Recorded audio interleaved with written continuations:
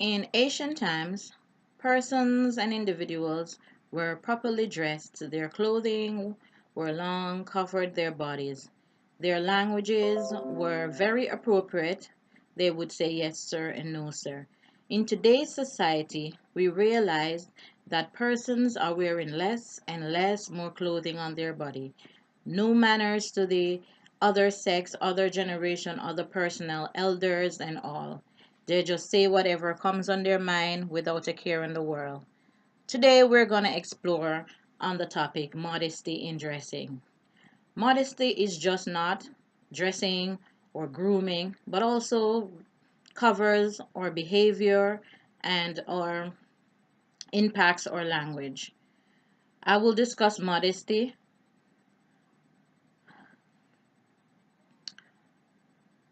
I will discuss modesty positively impacts behavior, both spiritually and physically.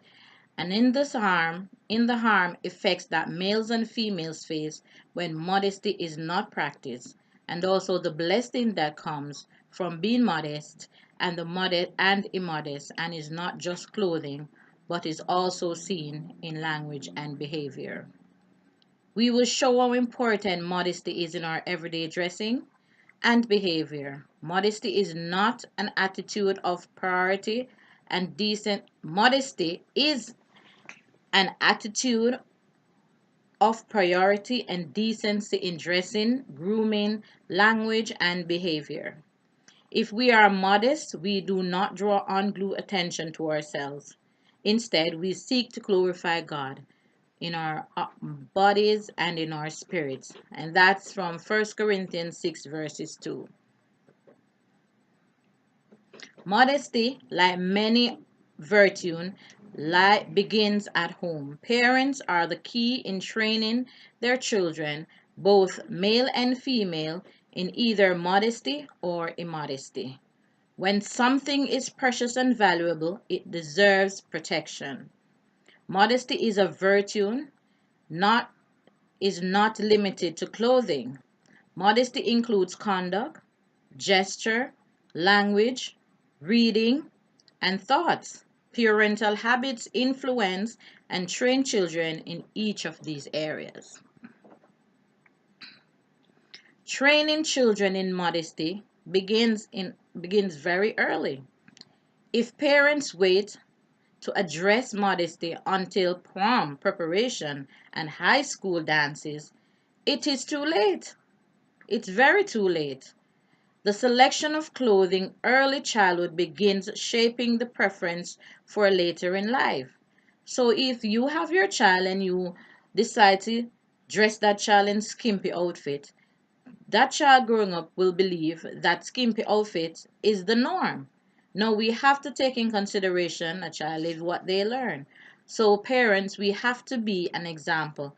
Likewise, we have to train our children properly. The selection of clothing in early childhood begins shaping the preference for later life. Before selecting body hanging and skin revealing clothes because they are cute, consider if you want your son or your daughter wearing similar items as a teen. Parental encouraging preteens to wear thongs and seductive clothing shouldn't be. Parental attitude are very important.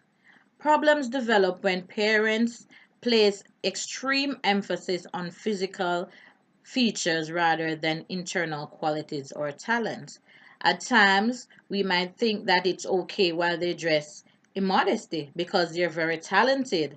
They're, they have the grades, they have everything going for them. So when they come out in those skimpy clothes, it's not a problem. It is because other persons will judge what they are when they're not. So we have to be careful on how we dress our children.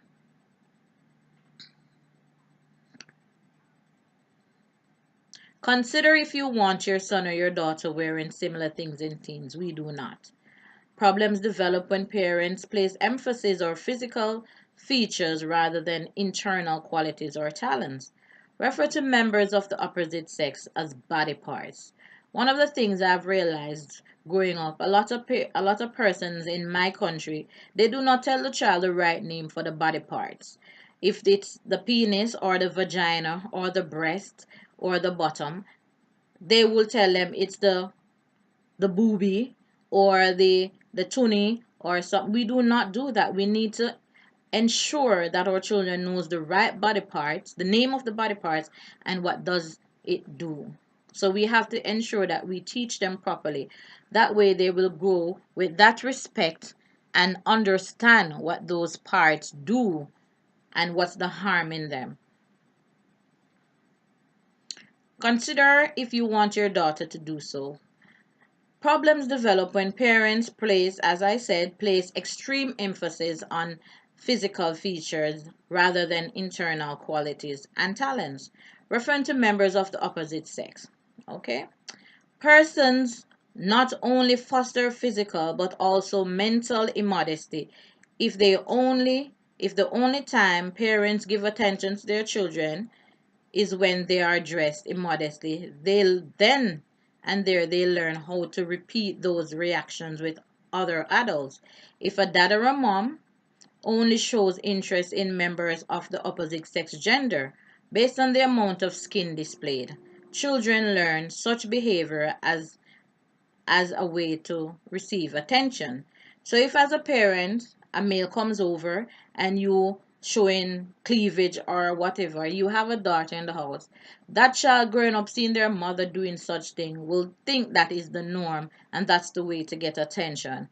That again can lead to sexual abuse, it can lead to rape, it can lead to a lot of things. So we have to be careful in what we portray to our children today. What they are told, active garments only encourage further immodesty behavior, said by Jeffrey L. Osborne. And let me just reiterate this. The children learn from what they observe rather than what they are told. Active garments only encourage further immodest behavior, said by Jeffrey D. Moore. The harmful effect of not dressed in properly or dressed in modesty. That can be detrimental to both adults, children, to just about everyone. Central to the commandment to be modest is an understanding of the sacred power of pre-creation, the ability to bring children to the world. This power is to be used only between husband and wife, revealing and sexual suggestive clothing, which includes shorts, short skirt, skin tight skirts, tight clothing, and shorts. That should not cover the stomach, can stimulate desires and action, and violate the Lord's law of chastity. So there are times when persons putting on clothes and you are not necessarily attracted to the person, but because the amount of skin that is being shown and the seductive behavior draw that person's attention to you, and that does not necessarily means that the person is interesting, but because of what they see, it started to stimulate them and then they want to go a little bit further, they want to do something.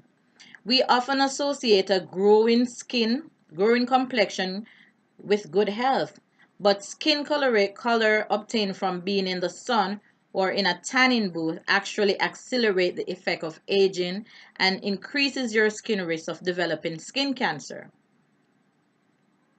The effort sun exposure causes most of the skin changes that we think of as normal of aging. Over time, the skin UV ray light damage the fibers in the skin cells in the skin cause elastin.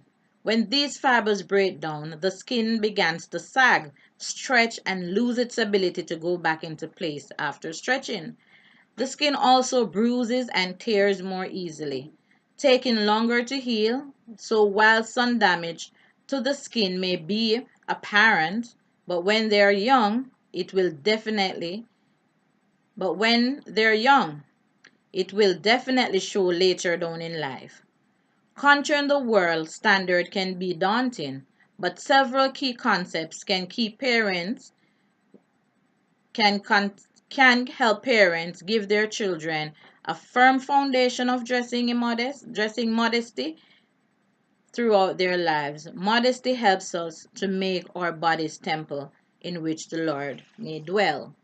I, as a parent, throughout my life, growing with two grandparents, I was taught not to wear backless, belly skin, or miniskirts. Growing up, I have seen still those qualities in my daughter. So, as Latter-day Saints, dressed in modest was not a problem. It was as simple as eating food. And even though you have to know what type of food to be eaten. So we have always covered our armpits, we always covered our belly. We feel as if our skin is very important. We have seen now in the world where skin cancer is rapid, sunburn and all of that. We people always commend us on how beautiful our complexions are because we keep it covered and we allow enough sunlight to where sunlight should be allowed. I am grateful for the opportunity to have given this speech because I myself has learned a lot from the research that I've done on modesty. Thank you.